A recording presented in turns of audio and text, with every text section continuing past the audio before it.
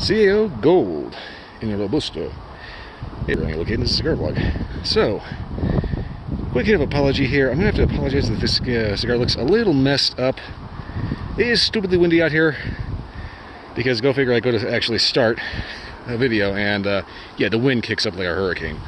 So I accidentally fumbled this while screwing with the zipper because I've only got two hands. And normally they look a lot better than this. So my apologies there. This is 100% my fault.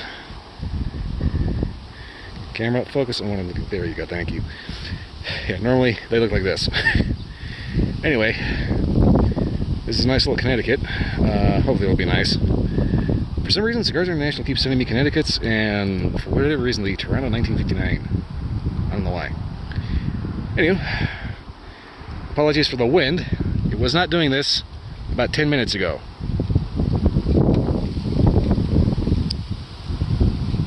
Careful.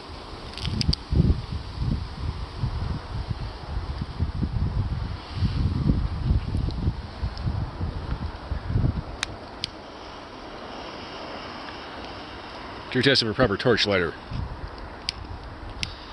Can you still spark it up in a hurricane?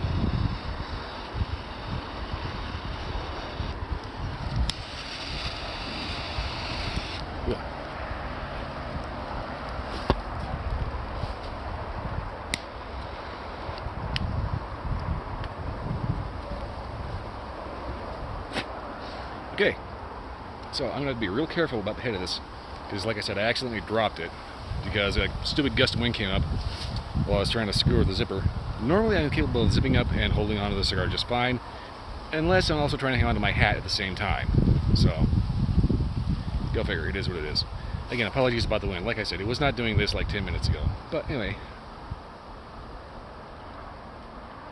flavor-wise, simple, clean, not so much sweet.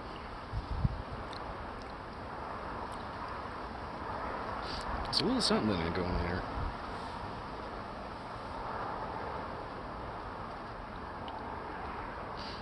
A little bit of sweet, something.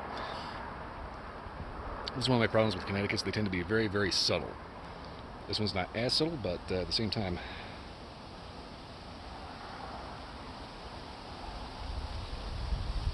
I'm basically getting a sweet kind of lightly creamy tobacco that's just kind of not really standing out just yet. So anyway, I'm going to go ahead and get this down to the first inch and hopefully get somewhere where this doesn't happen. If I had another one of these, I would have gone back and got another one. This is the only one I got though. So anyway, I'll get back to you at the first inch.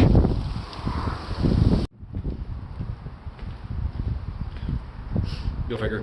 Any other time, this tunnel's a wind tunnel. Now, it's not so bad. At least I'm not noticing it as much. Anyway, messed up light and wind aside, the burn is actually pretty good.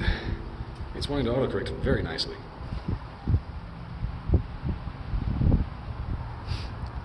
Retrohale's got kind of a cinnamony woody note to it.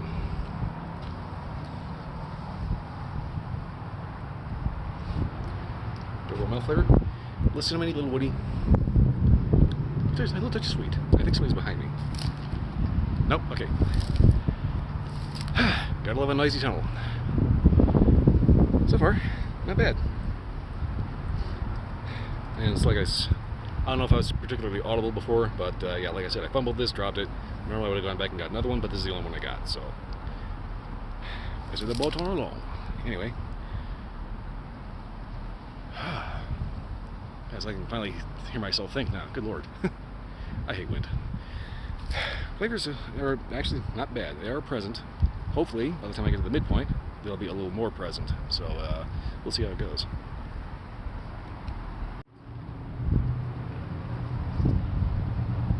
Coming up to a pretty decent about a halfway point here. I say pretty decent halfway point because it's getting a little hairy with the band. Because that band is kind of huge and kind of hanging on for dear life. So I'm going to go ahead and do my midpoint update about here. So far, flavors have been pretty good. There's kind of a cinnamon apple spice with a very creamy smoke and a slightly floral note. But like not in a bad sense, you know, it's got that kind of, you know, flower skin. So far though,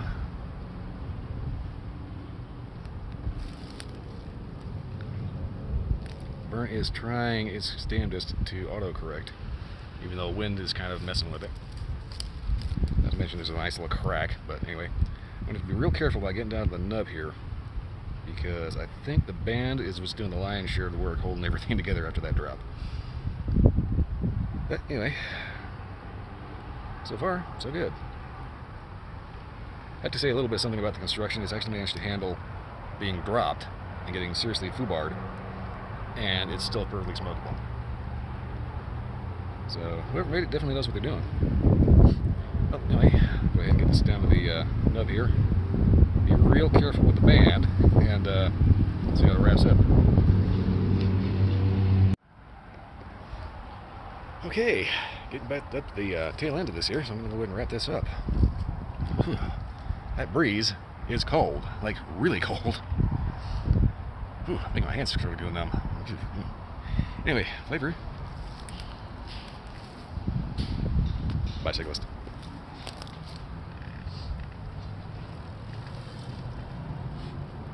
And there he goes. His flavor's been pretty consistent, and it's kind of does that neat trick where flavors like build and compound as you smoke it.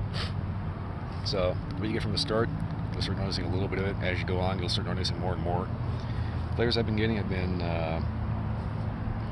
it's pretty good, like kind of baking little spices, especially after the halfway point. There's a little sweetness, a little creaminess, little floral notes. Every so often you get the occasional vanilla hit to it. It's kind of a lot going on, which is actually somewhat impressive for Connecticut.